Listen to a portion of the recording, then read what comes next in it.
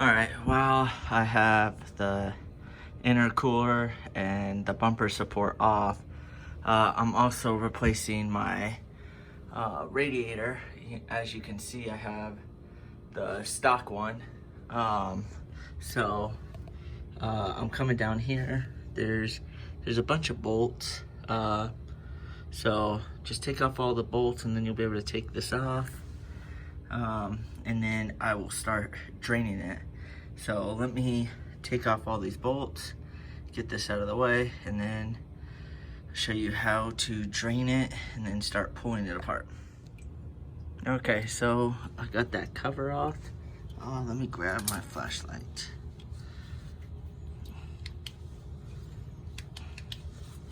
Okay, so as you can see, there's a drain right there. It just unscrews.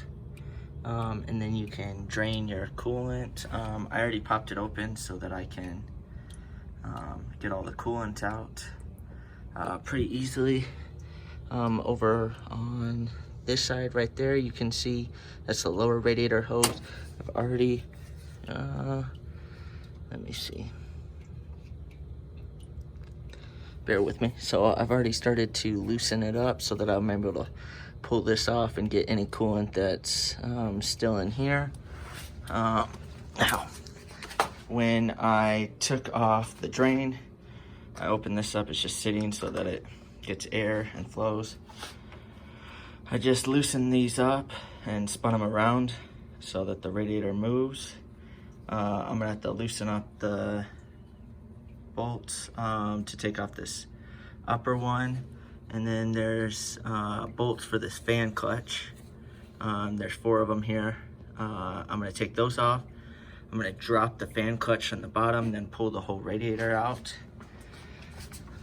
So while I let this continue to drain, I'm gonna open up this lower radiator hose over here, and then continue. So let me finish draining this and pull off the lower radiator hose right over here, and then I'll show you what I'm doing next.